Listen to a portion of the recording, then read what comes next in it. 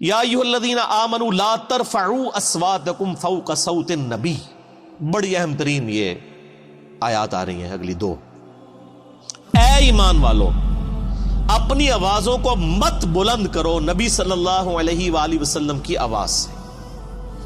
وَلَا تَجْهَرُوا لَهُ بِالْقَوْلِ كَجَهْرِ بَعْضِكُمْ لِبَعْضٍ، اور آپ صلی اللہ علیہ وآلہ وسلم کے ساتھ اس طریقے سے اونچی آواز میں گفتگو مت کرو جس طرح تم آپس میں ایک دوسرے کے ساتھ کرتے ہو. آپ صلی اللہ علیہ وآلہ وسلم کا ایک پروٹوکول ہے، ان تحبط اعمالکم وانتم لا تشعرون، کہیں ایسا نہ ہو کہ تمہارے اعمال برباد کر دیے جائیں اور تمہیں خبر بھی نہ ہو. نبی علیہ السلام کی موجودگی میں آواز بلند کرنا یہ اتنا بڑا جرم اور گناہ ہے کہ اعمال بھی اکارت ہو جائیں گے اور تمہیں یہ پتہ بھی نہیں چلے گا کہ تمہارا بیڑا غرق ہو چکا ہے. اور یہ آیت آپ کو پتہ ہے کن لوگوں کے بارے میں نازل ہوئی ہیں جو اس امت کے سب سے بہترین لوگ ہیں؟ حضرت ابو بکر اور حضرت عمر رضی اللہ تعالی عنہما. یہ ان کو اللہ تعالی نے دھمکی لگائی تھی. تو سر ہم اور آپ کس کھیت کی مولی ہیں سر؟ اس کے کانٹیکسٹ میں صحیح بخاری میں امام بخاری ایک حدیث لے کے آئے ہیں. اسی چیپٹر کی انہوں نے ہیڈنگ بنائی ہے، کتاب التفسیر چیپٹر میں صحیح بخاری میں، اور ایک حدیث لے کے آئے ہیں. اور حدیث کے الفاظ ہی بہت رقت انگیز ہے. عبداللہ ابن ابی ملیکہ تابعی کہتے ہیں قریب تھا کہ اس مخلوق کے دو بہترین افراد تباہ و برباد ہو جاتے، یعنی ابو بکر اور عمر. وہ تباہی کے دہانے پر پہنچ گئے تھے جب انہوں نے رسول اللہ کے حضور آپس میں گفتگو کرتے ہوئے اپنی آوازوں کو بلند کیا. رسول اللہ کے ساتھ بدتمیزی نہیں کی سر، پوائنٹ ٹو بی نوٹڈ. آپس میں گفتگو کر رہے تھے نبی علیہ السلام کی موجودگی میں. اور پھر امام بخاری نے نقل کیا کہ بنو تمیم کا ایک وفد آیا تھا. تو نبی علیہ السلام کی عادت تھی جب بھی کوئی قبیلہ اسلام قبول کرتا تھا نا تو اس قبیلے کا کوئی نہ کوئی امیر مقرر کر دیتے تھے تاکہ بعد میں کمیونیکیشن صرف امیر کے ساتھ، قبیلے کے سردار کے ساتھ ہو. تو حضرت عمر کا مشورہ تھا کہ ایک شخص تھا اقرا، اس کو امیر مقرر کیا. تو حضرت ابو بکر نے کہا کہ نہیں، یہ شخص اتنا مناسب نہیں ہے. یہ جو دوسرا شخص ہے نا، قعقاع بن عمرو التمیمی، یہ بہت بہادر تھا، جس کے بارے میں حضرت ابو بکر کہا کرتے تھے نا یہ 1000 بندوں پہ بھاری ہے. اسی کو خالد بن ولید کے ساتھ جنگ یرموک کے لیے بھیجا تھا، اور قادسیہ کے لیے بھی بعد میں. قعقاع بن عمرو التمیمی. تو حضرت ابوبکر کا مشورہ تھا قعقاع کو جو ہے نا یہ امیر مقرر کیا جائے. تو حضرت عمر نے کہا کہ ابوبکر آپ ہر مسئلے میں نا یعنی میرے ساتھ اختلاف کرتے ہیں، میرا مشورہ جو ہے زیادہ مناسب ہے. بس آپس میں تلخ کلامی ہو گئی. نبی علیہ السلام بیٹھے ہوئے تھے، آیات نازل ہو گئی کہ نبی کی موجودگی میں آواز بھی بلند کی نا تو بیڑا غرق ہو جائے گا. اچھا، حضور کے ساتھ کوئی بدتمیزی نہیں کی آپ کی موجودگی میں. یہ آیات نازل ہوئیں تو اس حدیث کے الفاظ ہیں کہ حضرت عبداللہ ابن زبیر کہتے ہیں یہ آیات جب نازل ہوئیں تو حضرت ابوبکر، حضرت عمر جو ہے نا یہ تو نبی علیہ السلام کے سامنے اتنی پست آواز میں بولنا شروع کر دیا کہ آپ کو آواز سنائی بھی نہیں دیتی تھی. سرگوشی میں بات کرنی شروع کر دی. ڈر گئے سر، ایمان والے ڈر جاتے ہیں نا. حضور کے ساتھ جب بات کرتے تھے تو سرگوشی میں، اور حضور صلی اللہ علیہ وسلم کہتے تھے اونچا بولو مجھے سمجھ نہیں آ رہی. یہ بخاری کے الفاظ ہیں. اتنا ڈر گئے. تو اگر نبی علیہ السلام کی موجودگی میں آواز بلند کرنے سے ابو بکر اور عمر کے اعمال برباد ہو جائیں تو نبی علیہ السلام جس بات کا حکم فرما دے اس حکم کی کو مخالفت کر دے، اس کا بیڑا غرق نہیں ہوگا. آج ہم کسی کو بتائیں کہ بخاری اور مسلم میں نماز کا طریقہ یہ لکھا ہے کہ نبی علیہ السلام رکوع میں جاتے وقت، رکوع سے اٹھتے وقت رفع الیدین کرتے تھے، اور تم بھی اسی طریقے کے اوپر نماز پڑھو. اور وہ کہ جی میرے بابا جی یہ کہتے ہیں، میرے عالم صاحب یہ کہتے ہیں، میرے ابا جی تہنج پڑھ دینے، تو اس کے اعمال بچ جائیں گے. اگر نبی علیہ السلام کی موجودگی میں آپس میں گفتگو میں آواز بلند کرنا تباہ و برباد کر دے گا اعمال کو، اور نبی علیہ السلام جس بات کا حکم دے رہے ہیں اس سے مخالفت کرنا اس سے 1 کروڑ گنا بڑا جرم ہے.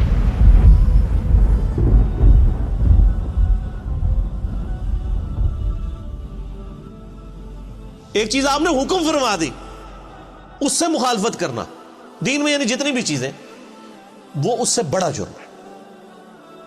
اس کے اندر امپلائڈ ہے یہ چیز. یہ نہ سمجھے کہ یہ حضرت ابوبکر عمر کے لیے اور آج جناب ہماری تو خیر ہے جو مرضی کرتے رہے, ہم نے کون سا حضور کے پاس جا کے بیٹھنا ہے کہ ہماری آواز بلند ہوگی. اسی آیت کے تحت تمام محدثین اور مفسرین لکھتے آئے ہیں کہ نبی علیہ السلام کی وفات کے بعد بھی قبر رسول کے اوپر آواز بلند کرنا اسی طریقے سے گستاخی ہے جس طرح کہ اس زمانے میں نبی علیہ السلام کی موجودگی میں. حتیٰ کہ صحیح بخاری میں موجود ہے, حضرت عمر ایک دفعہ رضی اللہ تعالیٰ عنہ مسجد نبوی میں, یعنی آپ نے دو بندوں کی گفتگو اونچی آواز سے سنی, آپ نے بلایا کدھر کے رہنے والے ہو؟ کہنے لگے ہم طائف سے ہیں. ان کا اگر تم مدینے کے ہوتے نا تو تمہاری کٹ لگاتا میں ادھر کہ تم رسول اللہ کی مسجد میں اپنی آواز کو بلند کر رہے ہو. یعنی اتنا احترام کروایا جاتا تھا کیونکہ نبی علیہ السلام کی قبر مبارک بھی بالکل مسجد کے ساتھ ایڈجسٹنٹ, حجرہ عائشہ سلام اللہ علیہا.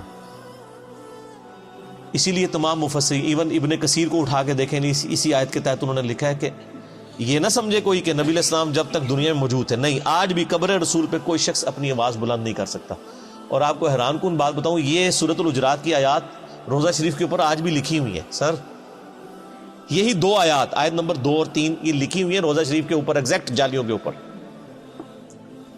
جب حضرت ابوبکر عمر نے نبی علیہ السلام کے بارے میں اتنی احتیاط شروع کر دی نا, تو پھر اگلی آیات بھی نازل ہو گئی.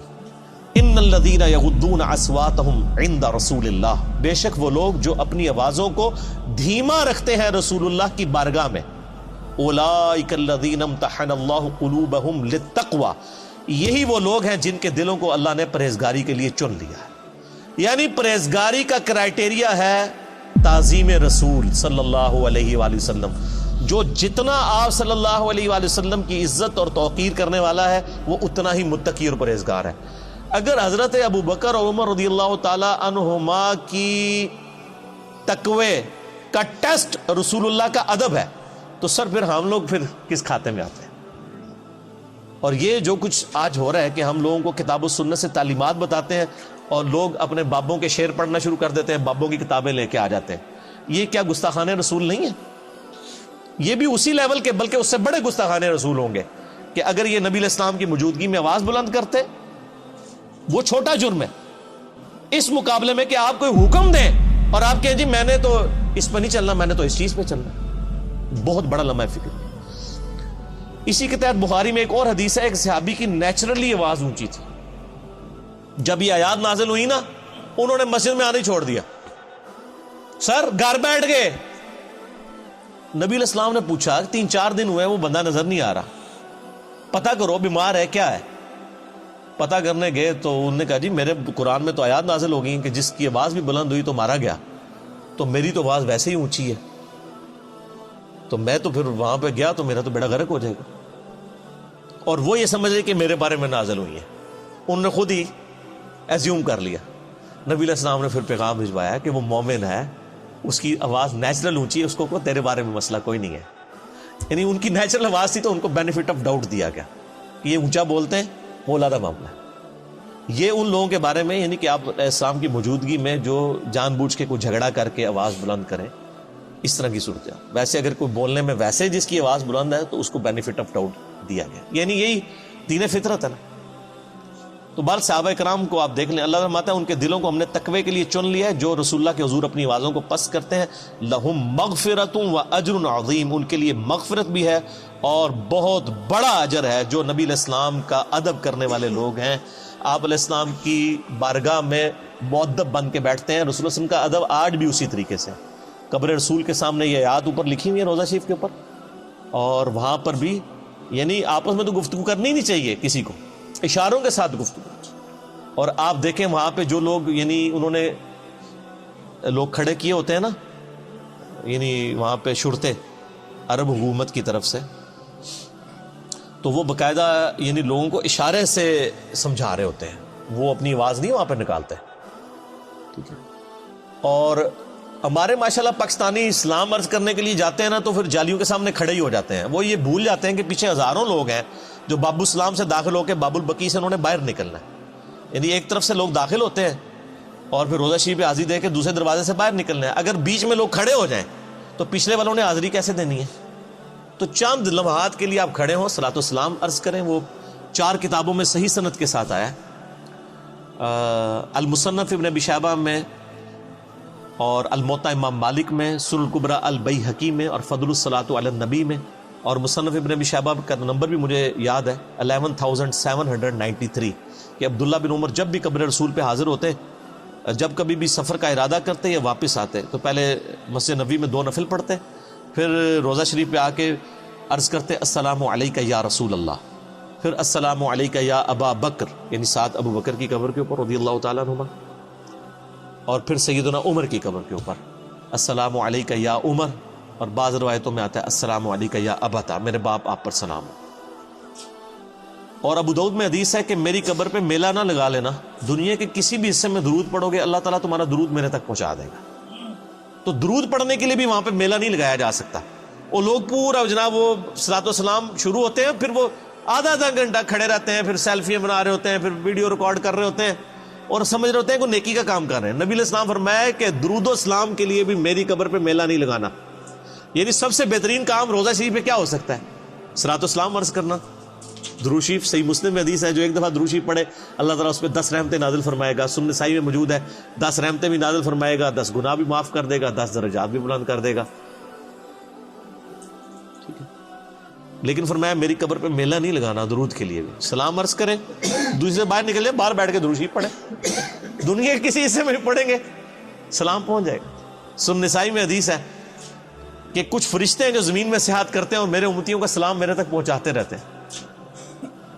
بخاری مسلم میں حدیث ہے جو آپ نماز میں پڑھتے ہیں السلام علیکم ایھا النبی ورحمۃ اللہ وبرکاتہ، السلام علینا وعلی عباد اللہ الصالحین، تو اللہ تعالیٰ زمین و اسمان میں ہر بندے تک جس پہ آپ سلام پڑھ رہے ہیں سلام پہنچ جائے گا۔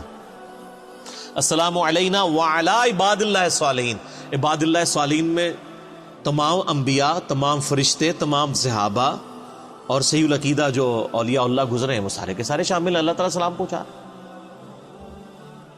بہرحال یہ ایک ڈیٹیل طرف ٹاپک ہے میرا، درود شریف پہ مسئلہ نمبر 56 آپ ڈیٹیل کے ساتھ 2 گھنٹے کا دیکھ لیں، اس میں میں نے کئی ایک احکامات اور بھی بتائے۔